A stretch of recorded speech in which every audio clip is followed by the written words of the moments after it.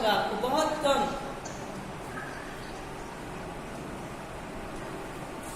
हाँ बताइए श्रेया, गिल्लू किस तरह की कहानी है? बहुत कम में बताएंगे, थोड़े से में पूरा चैप्टर समझा देंगे। गिल्लू जो पार्ट है उसमें महादेवी वर्मा अपने एक पशु गिल्लू के बारे में बात करती है। बेटा देखो यही में ध्यान देना, गिल्लू क्या पशु था या पक्षी था? Ma'am can you please repeat? Gillu पशु था या पक्षी था? पशु, जानवर था वो? Yes ma'am. ओके चल।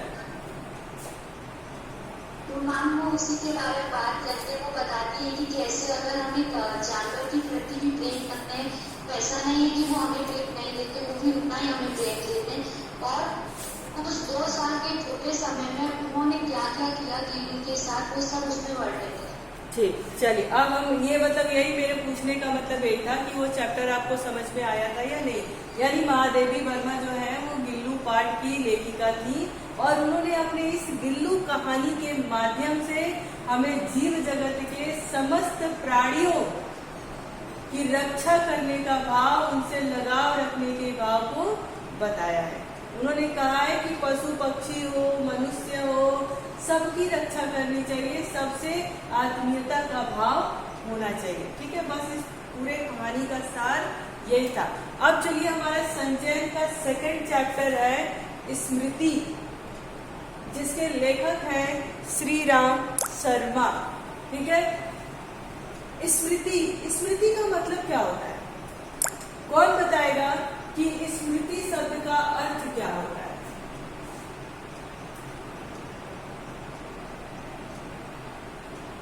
शुभम पांडे,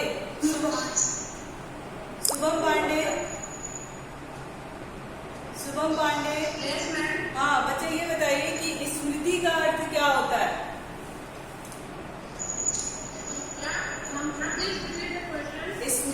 स्मृति का अर्थ क्या होता है? आपका संचयन का चैप्टर नंबर 2 स्मृति है, उस शब्द का अर्थ क्या होता है?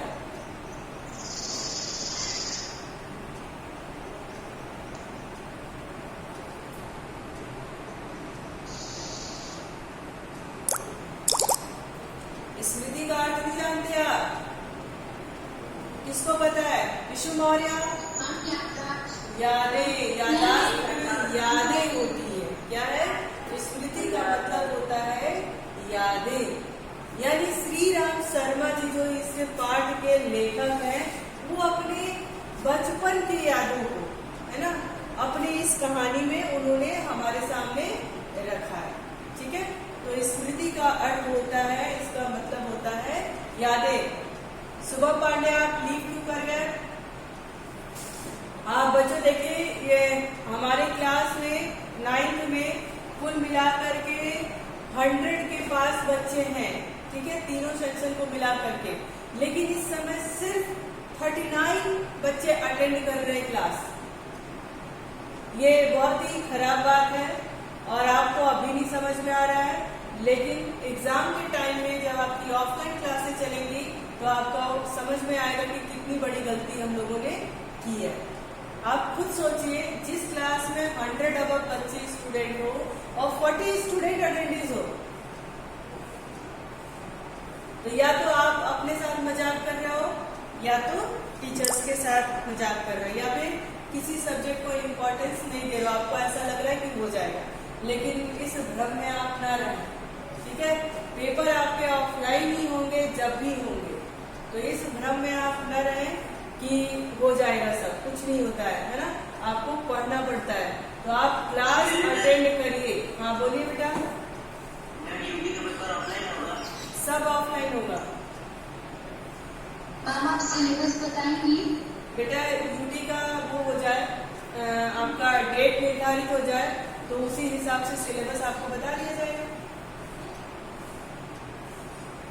ठीक है, जिस दिन डेट आ जाएगी कि यूटी कब करना है ना, उस अकॉर्डिंग हम लोग आपको सिलेबस बता देंगे कि क्या है आपके सिलेबस में। ठीक है, लेकिन इतना ध्यान रखना क्लास 9th में आकर के आप लोग सिलेबस मत खेलना, ठीक है। 8 तक सिलेबस खेल लिया आपने, हम सिलेबस आपको बताएंगे, लेकिन आप सिलेबस के भ्रम में मत रहिएगा। जितना पढ़ाया जाएगा सब सिलेबस होगा, ऐसा मान के चलिएगा। 9th और 10th में कभी भी सिलेबस किसी टीचर से मत पूछिएगा। हाँ बोलो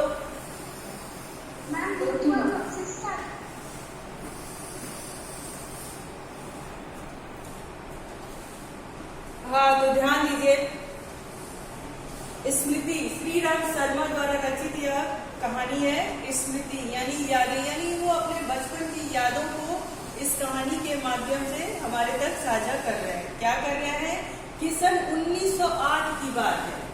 श्री राम शर्मा कहते हैं कि सन 1908 की बात है, 1908 की बात है, 1908 की बात है कि दिसंबर का आखिरी या जनवरी का प्रारंभ होगा। वो अपनी यादें बता रहे थे कि 1908 में की बात है ये। उस समय दिसंबर का या तो आखिरी चल रहा होगा, यानी दिसंबर महीने का आखिरी हफ्ता या दिन चल रहा होगा, या फिर जनवरी का पहला हफ्ता प्रारंभ। चिल्ला जाड़ा पड़ रहा था। चिल्ला मतलब कड़ाके की ठंड, चिल्ला मतलब पूरा एकदम बहुत ज्यादा ठंड है ना, चिल्ला जाड़ा पड़ रहा था, बहुत कड़ाके की सर्दी। ऐसे भी दिसंबर और जनवरी में बहुत कड़ाके की सर्दी पड़ती है, बहुत ज्यादा ठंड पड़ती है। तो श्री राम शर्मा वही कह रहे हैं कि एकदम चिल्ला जाड़ा पड़ रहा था, बहुत ठंडी का समय था। 2-4 दिन पूर्व कुछ बूंदाबांदी हो गई थी। वो कह रहे थे कि संभवतः कुछ 2-4 दिन के पहले, मतलब 2-4 दिन पहले ही कुछ बूंदाबांदी हो गई थी, इसलिए ठंड और बढ़ गई थी, इसलिए शीत की भयंकरता और बढ़ गई थी, है ना। 2-4 दिन पहले बूंदाबांदी हो गई थी, इसलिए जो शीत यानी जो ठंडी पड़ रही थी उसकी भयंकरता और बढ़ गई थी। आई बात समझ में। सायंकाल के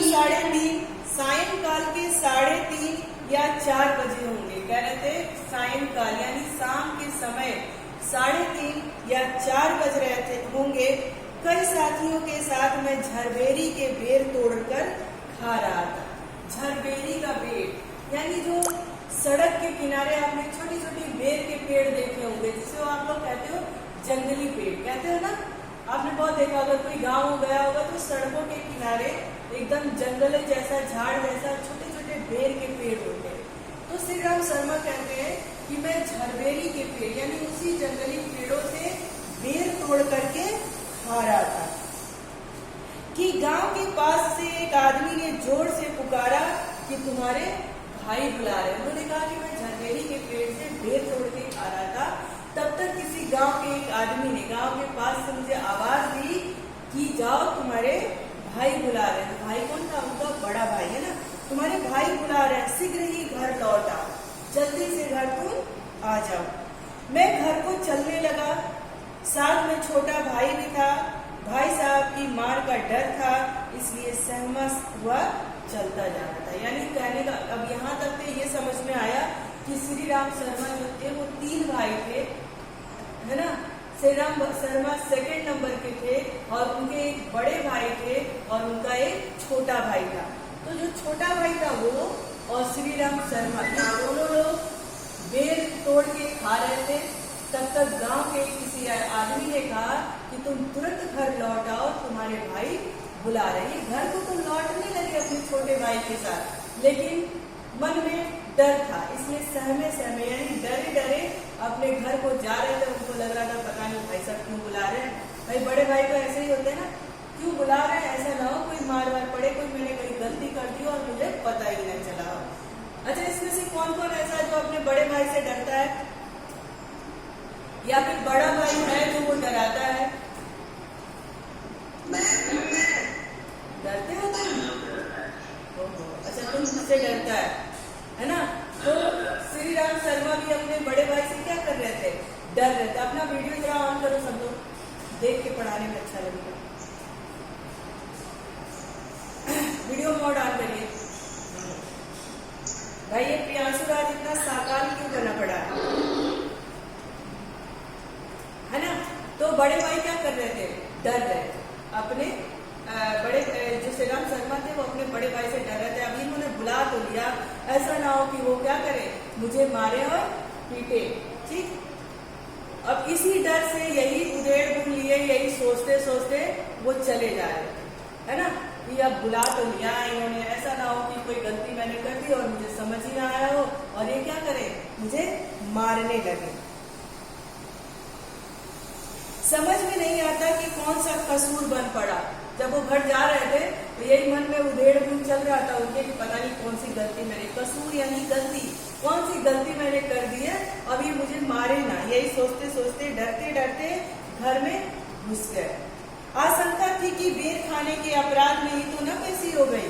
उन्होंने कहा, मन में ये शंका चल रहा था, ये डाउट लग रहा था, ऐसा तो नहीं कि मैं बेर तोड़ के खा रहा था और इसीलिए भाई साहब ने पेशी कर ली, यानी मुझे बुला लिया और अब क्या करेंगे, डांटेंगे, कहेंगे कि क्या खाते रहते हो, तो है ना, तुम्हारे घर में भी तुम्हारे बड़े भाई सब डांटते रहते हैं ना, क्या करती हो तुम, क्या करते हो, तुम्हें ऐसा करना चाहिए, वैसा करना चाहिए। ऐसा ही डर श्रीराम शर्मा को भी अपने बड़े भाई से था। पर आंगन में भाई साहब को पत्र लिखते पाया था। भाई मैं डरते डरते घर में घुस तो गया और मुझे लगने लगा कि ऐसा ना हो कि भाई साहब मेरे बेर खाने से नाराज हो और मुझे डांट दें, लेकिन जैसे ही मैं आंगन में गया तो मैंने देखा कि भाई साहब एक पत्र लिख रहे हैं। तब थोड़ा सा कलेजे पे ठंडक हुई, भाई लग रहा मेरी गलती नहीं है, किसी काम से बुलाया होगा उन्होंने, है ना। तो वो पत्र लिख रहे थे। अब पिटने का भय दूर हुआ। जब उनको मैंने पत्र लिखते देखा तो मेरे मन से जो मैं लग रहा था कि मैं पिटाई खाऊंगा, वो डर थोड़ा सा दूर हो गया। हमें देखकर भाई साहब ने कहा, इन पत्रों को ले जाकर के मक्खनपुर डाकखाने में डाला, है ना। भाई साहब ने जैसे मुझे देखा तो उन्होंने कहा कि भैया मैंने पत्र लिखा है, इसको ले जाओ और मक्खनपुर एक गांव का नाम था, मक्खनपुर के डाक खाने में, डाक खाना कौन कौन समझता है,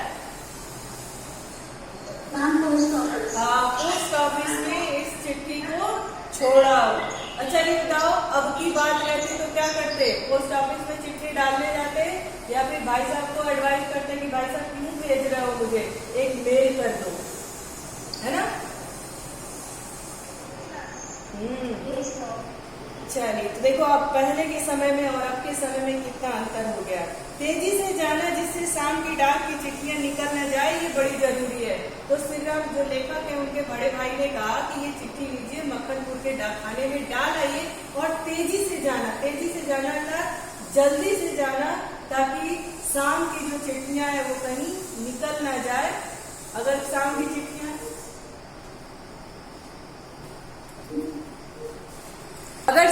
चिट्ठियां निकल गई तो क्या होगा, हमारा ये चिट्ठी रह जाएगा, दूसरे दिन जाएगा और ये चिट्ठी मेरा बहुत ही जरूरी है। ठीक।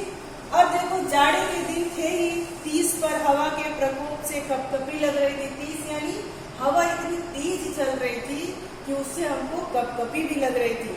हवा मज्जा तक ठिठुरा दी थी। अच्छा था, हवा मज्जा तक ठिठुरा देना, मज्जा तक मतलब क्या होता है, कौन बताएगा, मज्जा तक मतलब इससे आप क्या समझते हो?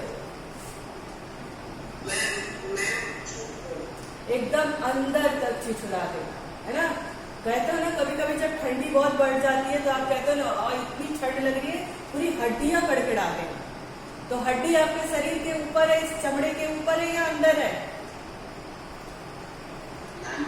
हाँ, इसीलिए यहाँ पे उपयोग किया गया है कि हवा जो थी, जो सर्द हवाएं थी, वो एकदम मज्जा तक यानी अंदर तक ठिठुरा दे रही थी। इसलिए हमने कानों को धोती से बांधा। माँ ने भुजाने के लिए थोड़े चने एक धोती में बांध दिए थे। हम दोनों भाई अलग अलग डंडा लेकर घर से निकल पड़े। लेखक ने कहा कि इसीलिए हमने कान में क्या किया, धोती बांध लिए। माँ ने चने दिए थे भुनवाने के लिए। अच्छा था, गांव में कभी कोई गया है? ठीक है। वहाँ पे गांव में आपने देखा है कि लोग चना हुआ या फिर चावल हुआ भुनवाने के लिए कहीं दूसरी जगह क्या जाते हैं, उसको क्या बोलते हैं, उसको क्या बोलते हैं, उसको क्या बोलते हैं बेटा?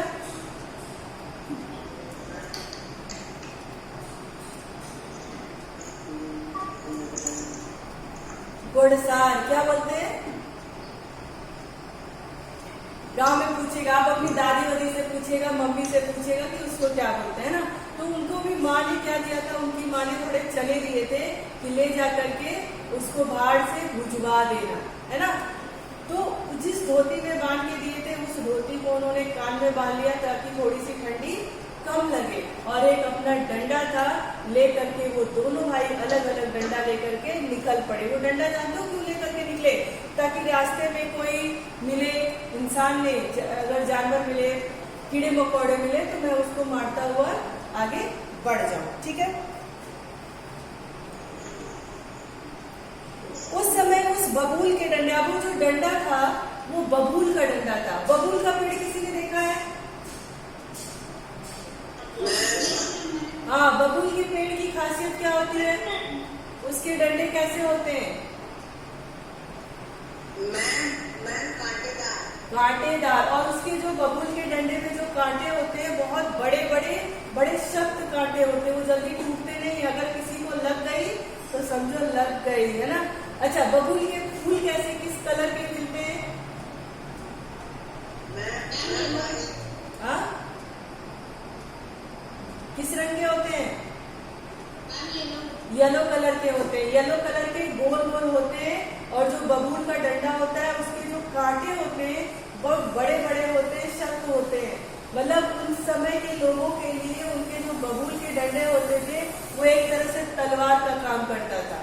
वो ना एक जो अभी इस समय क्या होता है 47, 48, 47 कौन सा गन होता है, क्या नाम होता है? AK-47।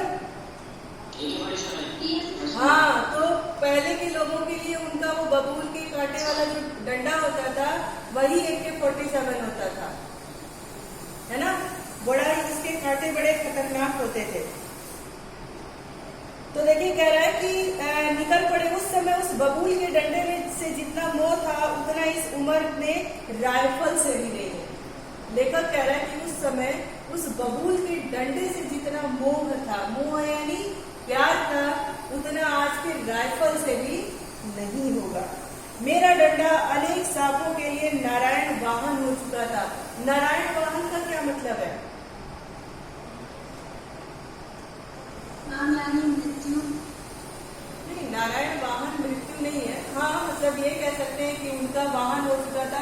मतलब कई डंडों से हम जो सांप वाप अगर हमको मिलते थे हम उनको मार देते थे, उनकी मृत्यु कर देते थे। तो वो नारायण का वाहन इसीलिए इसको कहा गया, ठीक है।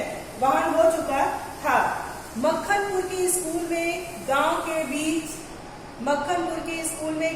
बीच पड़ने वाले आम के पेड़ों से प्रतिवर्ष आम झूरे जाते थे। आम झूरना, उसका क्या मतलब होता है? नहीं, झूरना बोल रहे बेटा, झरना नहीं। झरना मतलब होता है गिर जाना, झूरना मतलब तोड़े जाना, है ना। हाँ, हर साल आप क्या करते हो अपने बगीचे में? गांव में आपका बगीचा होगा आम का, हर साल आम निकलता है और आप क्या करते हो? आम को तोड़वा लेते हो। उसी को कहते हैं झूरना, आम को झूरना। ध्यान देना, झूरना और झरना दो अलग अलग शब्द है, ठीक है। तो आम को क्या किया जाता था? झूरा जाता था। इसी कारण वह मुख डंडा सजीव सा प्रतीत होता था। कह रहे हैं कि जो बबूल का डंडा था तो हर साल पेड़ों पे आने वाले आम को पेड़ को उसी से तोड़ा जाता था, इसीलिए वो मुख डंडा। मुख डंडा यानी मुख डंडा का क्या मतलब है?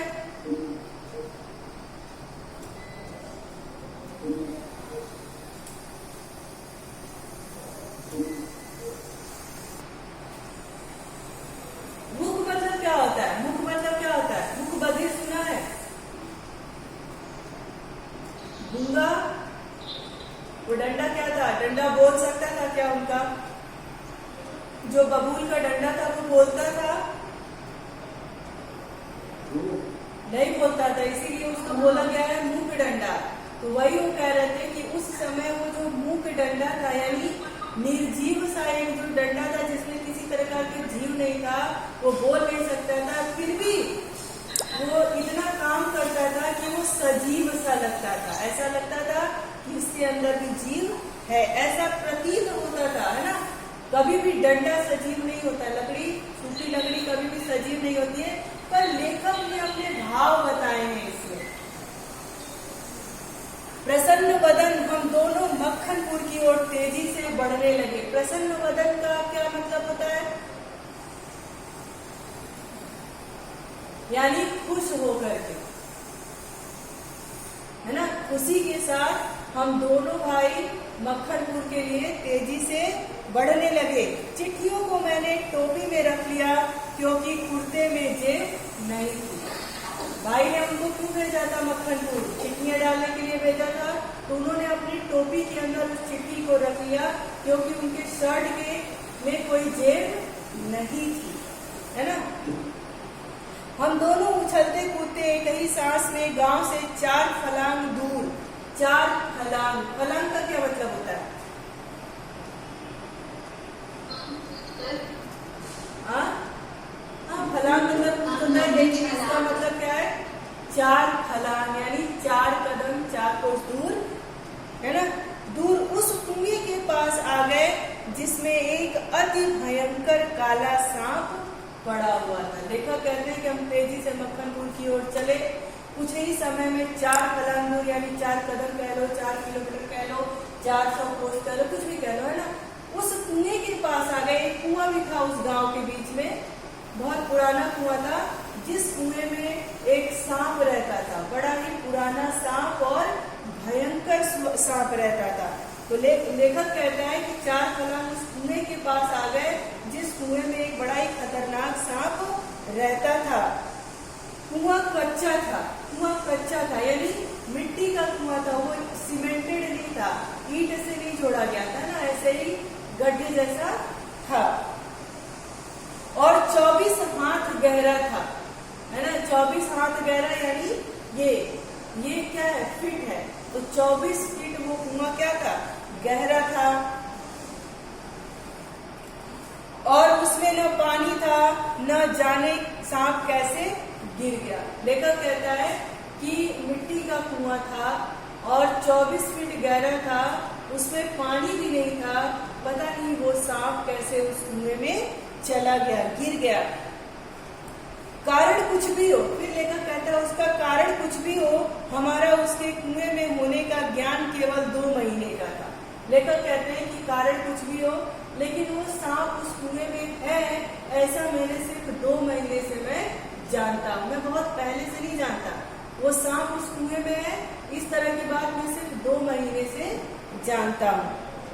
बच्चे नटखट होते हैं। मक्खनपुर पढ़ने जाने वाली हमारी टोली पूरी वानर टोली थी। बच्चों की टोली कैसी थी? यहाँ पे वानर टोली क्यों कहा गया है?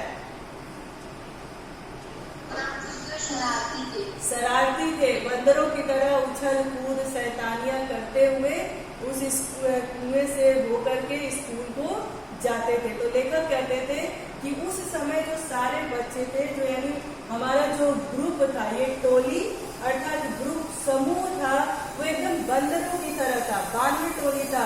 उछल कूद करते, शरारत करते, चीजों को तोड़ते, आसपास जो भी दिखता हुए स्कूल को जाते थे। हमको कुएं में उजकने की यानी झांकने की सूझी, है ना। कह रहे थे ऐसे ही जब हम लोग रोज जाते तो एक दिन मेरा मन किया, सूझा यानी मेरा मन किया कि मैं कुएं में झांक करके देखूं। उजकना यानी झांकना, झांक करके देखूं। सबसे पहले उजकने वाला मैं ही था। लेखक कहते हैं श्री राम शर्मा कि सबसे पहला उस कुएं में झांकने वाला कौन था? मैं ही था। कुएं में झांक कर एक ढेला फेंका। ढेला फेंकना, ढेला किसको कहते हैं? हाँ, जो मिट्टी वाला पत्थर होता है ना, उसी को हम क्या कहते हैं? ढेला कहते हैं। तो लेखक कहते हैं कि मैं सबसे पहले उझकने वाला मैं ही था, और जब मैं कुएं में झांक रहा था तो मैंने एक ढेला फेंका और कि उसकी आवाज कैसी। भाई जो भी बच्चे होते हैं ना, उनके मन में रोज नए नए कोई ना कोई आइडियाज, कोई ना कोई उक्ति सूझती रहती है। वो लोग रोज जा रहे थे उस रास्ते, लेकिन उनके मन में ख्याल आ गया भाई एक कुआं है और इसमें अंदर सांप है। उन्होंने सोचा मैं एक पत्थर फेंक के देखूं, एक ढेला फेंक के देखूं कि इस कुएं से कैसी आवाज बाहर आती है। तो बच्चे तो ऐसे ही होते हैं ना, उनके मन में कुछ ना कुछ खुराकात हमेशा सूझती रहती है। अब आप ही अभी क्लास ले रहे हो, इस बीच में आपको कुछ न कुछ सूझ रहा होगा, है ना। जैसे लव और कुश, कहाँ हो भाई मेरे लव और कुश कहाँ है। अब इनको सूझ रहा होगा कि किस बच्चे को मैं रिमूव कर दूं, ऐसा लग रहा है? नहीं लग रहा है, सुधर गए हो? वाह बहुत अच्छा, बड़े हो गए, है ना। तो इसी में किसी के मन के अंदर पूरा बात आ रहा है, ये बच्चा ऐसे पढ़ रहा है, क्यों ना वैसे क्लास से रिमूव कर दूं। ये ऐसे एग्जाम्पल है, मैं आपको ब्लेम नहीं कर रही। तो वैसे ही लेखक के मन में आया कि मैं इसी रास्ते रोज जाता हूँ और इस कुएं के अंदर एक सांप है, तो मैं जरा एक ढेला फेंक कर देखूं कि इस कुएं से कैसी आवाज बाहर आती है। उनके सुनने के बाद अपनी बोली की प्रतिध्वनि सुनने की इच्छा थी। लेखक कहते हैं कि उसमें जो ढेला फेंकूं उसकी आवाज सुनने के बाद मैं, अच्छा आपने देखा होगा ना, कभी आप किसी पहाड़ पे या फिर किसी खाली कमरे में रहते हो और जब बोलते हो तो आपकी आवाज वापस से रिपीट होती है कि नहीं? हाँ, उसी को कहते हैं प्रतिध्वनि, है ना। जो रिफ्लेक्शन होता है ना, उसी को क्या कहते हैं? प्रतिध्वनि कहते हैं। तो लेखक कहता है कि मैं पत्थर फेंक के ये देखना चाहता था कि इस कुएं से आवाज कैसे आ रही है, और उसके बाद मैं उस कुएं में चिल्लाता और मैं अपनी प्रतिध्वनि सुनता, अपने आवाज को वापस से सुनता कि कैसा लग रहा था। पर कुएं में जो ही ढेला गिरा त्यों ही एक फुसकार की आवाज सुनाई दी। भाई कुएं में तो नागराज थे ना, काला सांप था, तो उनके तो विचार कुछ अलग अलग थे, लेकिन जैसे ही उन्होंने पत्थर फेंके तो सांप को लग गया होगा, तो वहां से एक फुसकार की आवाज है। सांप की आवाज कैसी होती है? फुस मारता है ना वो।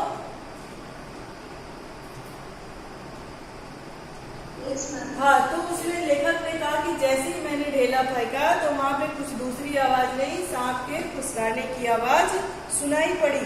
कुएं के किनारे खड़े हुए हम सब बालक पहले तो उस फुसकार से ऐसे चकित हो गए जैसे किलोले करता हुआ मृग समूह अति समीप के कुत्ते की भौंक से चकित हो जाता है। लेखक कह रहे हैं जब फुसकार की आवाज आई तो हम लोगों को ऐसा लगा, यानी जो भी मित्र उनके वहां पे थे उनको ऐसा लगा कि जैसे पूरे सांप के समूह, यानी ढेर सारा सांप एक जगह इकट्ठा होकर के और कुत्ते के भौंकने से वो फुसकार निकाल रहा है ना। यहाँ तक समझ में आया या नहीं आया? यहाँ तक किसी को